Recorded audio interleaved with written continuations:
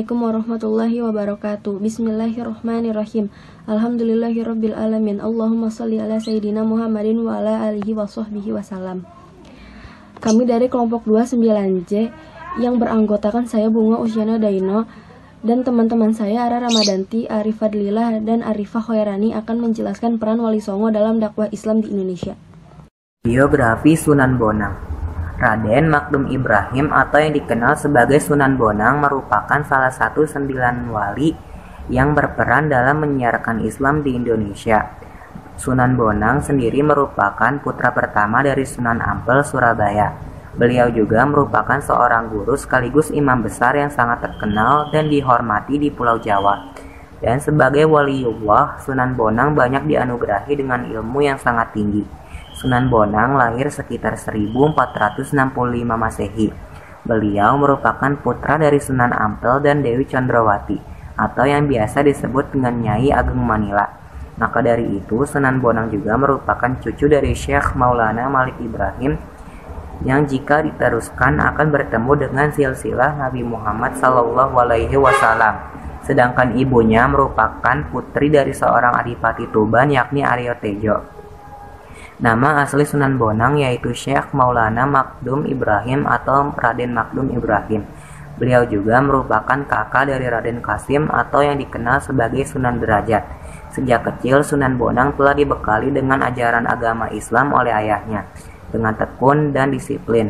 Bahkan Sunan Bonang yang masih muda pernah melakukan perjalanan jauh untuk mendapatkan pelatihan atau riyado sebagai seorang wali.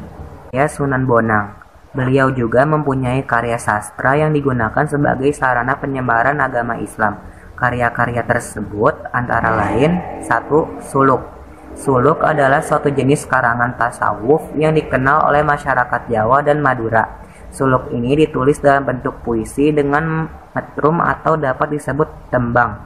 Ada banyak suluk yang diciptakan oleh beliau, seperti suluk wujil, suluk hafifah, suluk regok, suluk wasiat, suluk bentur, suluk ing, au, suluk pipiringan, suluk jebok, dan masih banyak lagi.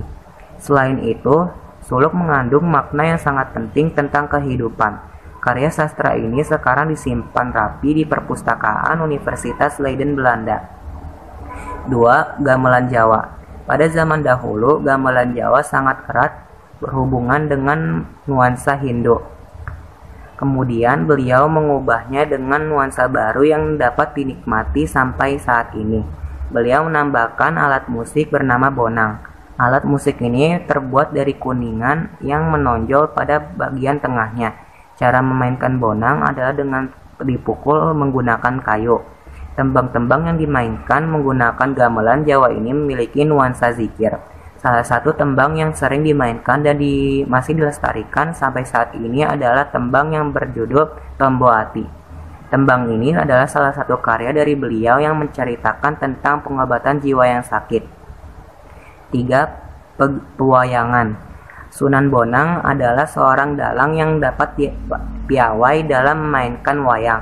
Banyak penonton yang terbius dengan aksinya. Saat beliau menjadi dalang, beliau sering memasukkan tasbir khas Islam dalam pewayangannya. Hal ini bertujuan untuk menyebarkan agama Islam melalui masyarakat sekitar. Dalam mementaskan pewayangan, beliau sering mementaskan tentang kisah perseteruan antara Pandawa dan Kurawa. Dalam kisah ini ditafsirkan oleh beliau sebagai peperangan antara Nafi, penidaan, dan Isbah peneguhan. Lewat pewayangan yang dipentaskan oleh beliau, sering dimasukkan pesan moral untuk tetap mencintai Allah. 4. Kitab. Sunan Bonang menulis sebuah kitab yang berjudul Tanbihul Ghafilin yang berisi tentang ilmu tasawuf. Ajaran tasawuf ini mengajarkan kepada manusia agar tetap menjalani kehidupan walau dengan kesungguhan dan kecintaan kepada Allah. Puisi dan prosa. Karya-karya Sunan Bonang merupakan beberapa hal dari puisi dan prosa yang dapat dikatakan sangat indah dan memiliki jumlah yang banyak. Pendidikan Sunan Bonang. Dalam hal pendidikan, Sunan Bonang belajar pengetahuan dan ilmu agama dari ayahandanya sendiri, yaitu Sunan Ampel. Ia belajar bersama santri-santri Sunan Ampel yang lainnya seperti Sunan Giri, Raden Patah, dan Raden Kusen. Selain dari Sunan Ampel, Sunan Bonang juga menuntut ilmu kepada Syaikh Maulana Ishaq, yaitu sewaktu bersama-sama Raden Sunan Giri ke Malaka dalam perjalanan haji ke Tanah Suci. Sunan Bonang dikenal sebagai seorang penyebar Islam yang menguasai ilmu fikih, usuluddin, tawasuf, seni, sastra, arsitektur, dan ilmu silat dengan kesaktian yang kedigayaan menakjubkan. Bahkan masyarakat mengenal Sunan Bonang sebagai seorang yang sangat pandai mencari sumber air di tempat-tempat yang sulit air.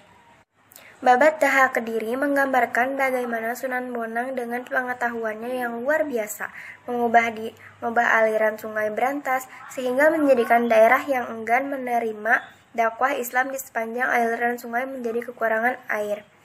Bahkan sebagian yang lain mengalami banjir.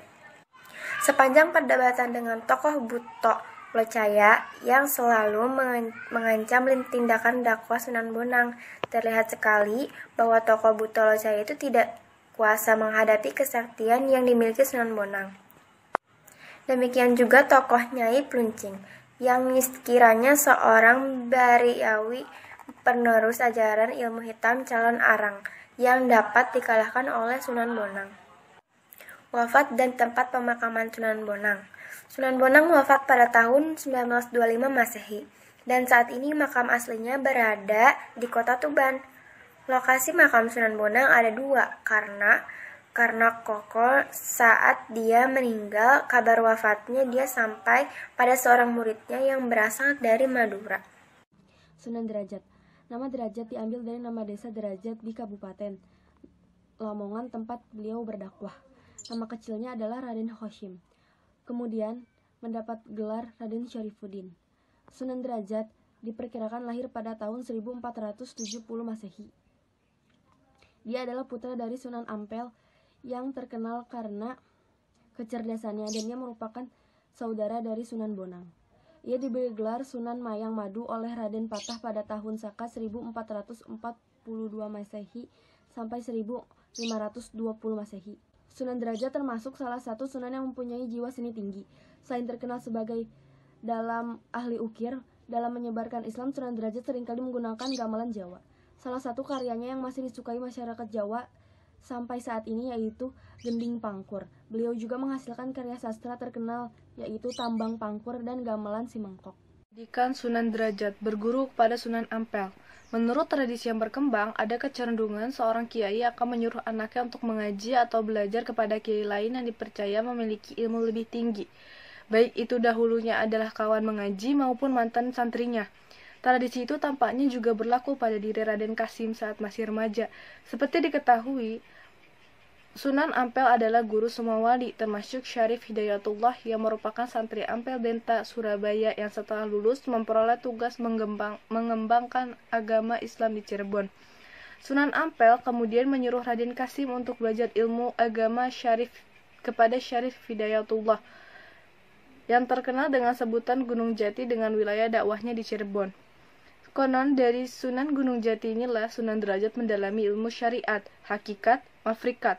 Bahkan di Cirebon juga Raden Kasim mendapatkan wejangan ilmu sejati bersama Pangeran Makdum, Pangeran Welang, dan Pangeran Aryadillah. Pangeran ini semuanya disebut Pangeran Palakaran karena derajat mereka belum sampai ke tingkat wali, baru sebatas menuju ke tingkat wali. Kecuali Raden Kasim yang telah mencapai derajat wali setelah diberi ilmu sejati oleh Gunung Jati. Selama belajar di Cirebon, Raden Kasim lebih dikenal dengan sebutan Syekh Syarifuddin dan bergelar Sunan Derajat. Wafatnya Sunan Derajat meninggal tahun 1522 Masehi. Beliau wafat dan dimakamkan di Desa Derajat, Kecamatan Paciran, Kabupaten Lamongan, Jawa Timur. Tidak jauh dari makam beliau telah dibangun museum yang menyimpan beberapa peninggalan di zaman Wali Songo, khususnya peninggalan beliau di bidang kesenian.